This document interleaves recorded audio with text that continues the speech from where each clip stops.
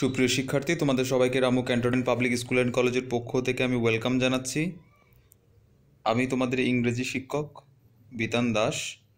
আজকে আমরা আমাদের ইংলিশ ফার্স্ট পেপার ক্লাসে মডেল কোয়েশ্চেন 50 থেকে কোয়েশ্চেন নাম্বার 1, 2, 3 অ্যান্ড 4 এই 4টি কোয়েশ্চেন নিয়ে আলোচনা করব। চলো শুরু করা যাক।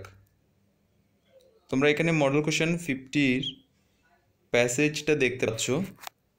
এই যে প্যাসেজ, এই প্যাসেজের যে তথ্যগুলো দেওয়া আছে সেগুলো আমাদেরকে ভালো করে বুঝতে হবে এবং এই তথ্যগুলোর আলোকে আমাদেরকে পরবর্তী কোশ্চেনগুলো আনসার করতে হবে।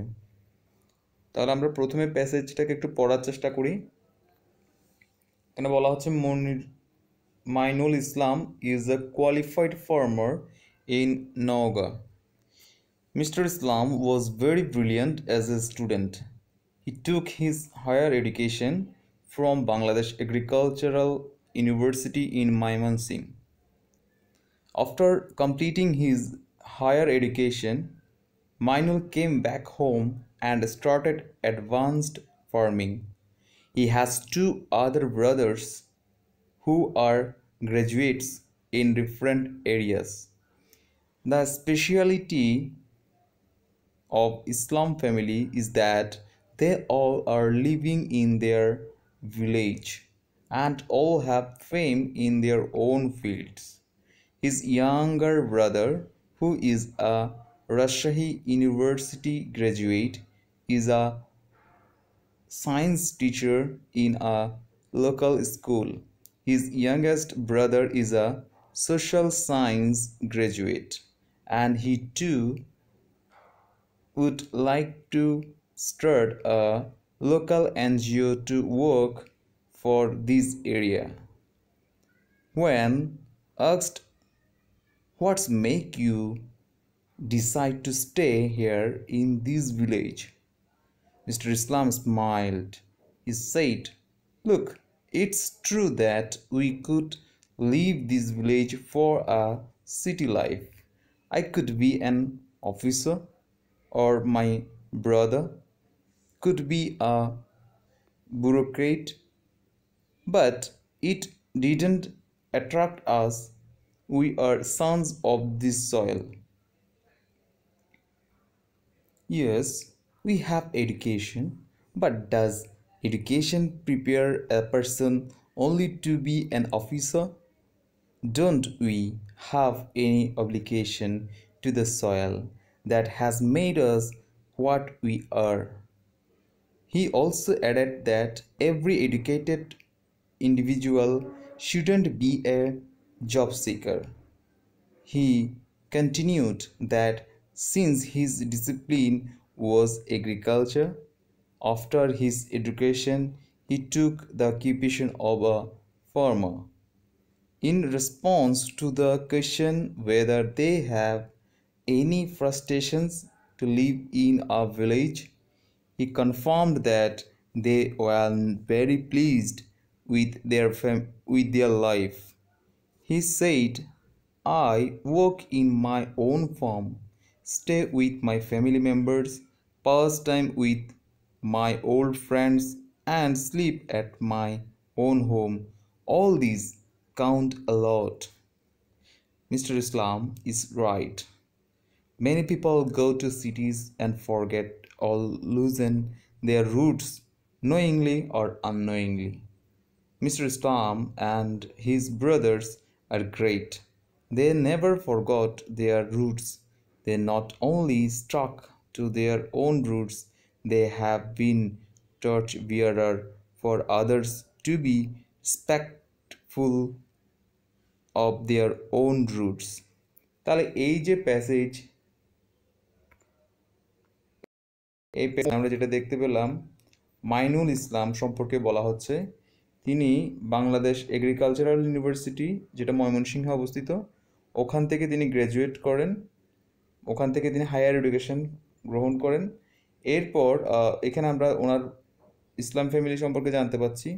তো তিনি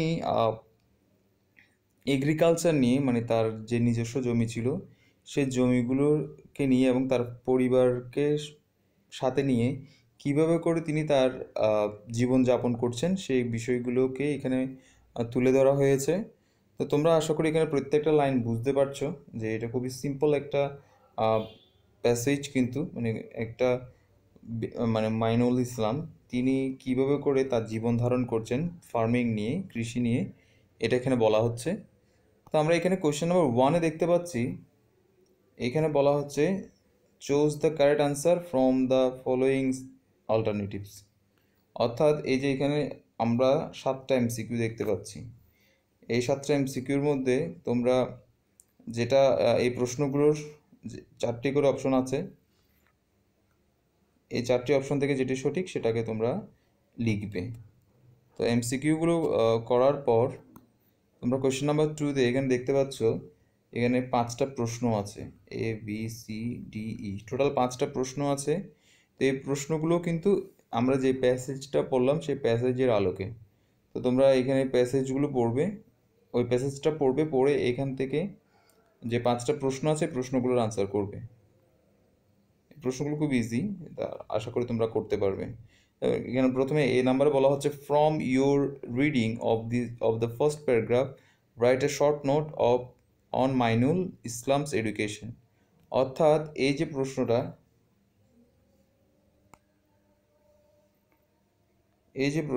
এক এ 2-এর এই প্রশ্নটা আনসারটা করতে হবে কিন্তু এইখান থেকে মানে ফার্স্ট যে প্যারাগ্রাফ, মানে প্যারাগ্রাফ এখান থেকে ওনার শিক্ষা নিয়ে কিন্তু তোমাকে আনসারটা করতে হবে।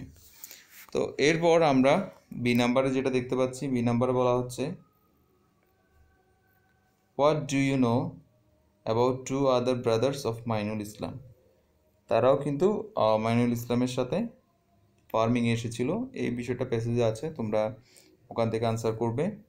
সিতে বলা হচ্ছে why don't mister Islam leave this village for a city life. কেন তিনি শহরের জীবন ছেড়ে, মানে তিনি কেন গ্রামে আছেন সেটাই বলা হচ্ছে। Why didn't mister Islam leave this village for a city life, মানে সিটি লাইফ তিনি ছেড়ে কেন তিনি গ্রামে আছেন এটাই এখানে বলা হচ্ছে।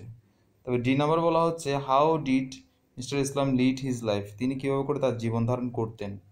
ই নাম্বার বলা হচ্ছে do you think mister Islam is an example who stuck to his own roots, মানে ওন রুটস মানে তাদের পেশা ছিল ফার্মিং, তাহলে যে ফার্মিং, এই যে তাদের ওন রুটস, এটাকে আঁকড়ে ধরে তিনি যে এখন পড়ে আছেন, এটা কি তোমার দৃষ্টিকোণ থেকে এটা একটা এক্সাম্পল কিনা, মানে এটা একটা ভালো এক্সাম্পল কিনা, সেটাই এখানে তোমাকে আনসার করতে হবে।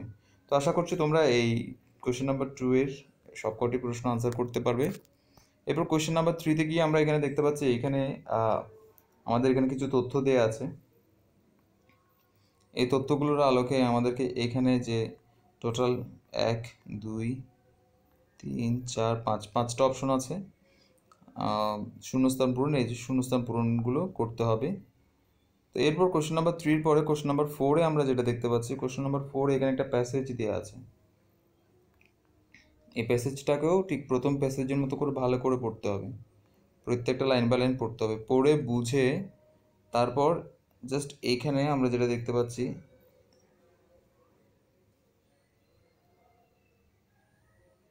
এখানে দেখো এখানে একটা ম্যাচিং আছে, সরি হ্যাঁ, এটা হচ্ছে কজ আর এটা হচ্ছে ইফেক্ট। এখানে 1 2 3 4 5, তার মানে এইখানে তোমাকে লিখতে হবে কজ আর এখানে লিখতে হবে ইফেক্ট। তাহলে এই যে is the cause of extinction of royal Bengal tiger, তাহলে এটা কেন, কারণটা এখানে লিখতে হবে। এইখানে ইফেক্টটা দেওয়া আছে, এখানে কজটা লিখতে হবে। Tempted the hunters to kill them, তাহলে এই ইফেক্টটা এখানে কজটা লিখতে হবে, কজের লিখে এখানে ইফেক্টটা দেওয়া আছে। তাহলে এখানে স্কিন অফ দ্য টাইগার্স, এটার ইফেক্টটা এখানে লিখতে হবে। তারপর এখানে কজ লিখতে হবে কিসের জন্য, has caused the extinction of the wild animals. আচ্ছা, এরপর শাইনেস, এটা কজ, এটা কেন, তার ইফেক্টটা লিখতে হবে। তো তোমরা কজ অ্যান্ড ইফেক্টটা বুঝতে পারছো। যেমন আমরা কজ এবং ইফেক্টের উপর কী বলি, কজে ধরো আমি যদি বলি এখন খুব ঠান্ডা, এটা একটা কারণ। মানে এখন খুব ঠান্ডা, এটা একটা এটা এটা একটা কারণ। তাহলে এটার ইফেক্টটা কী হবে?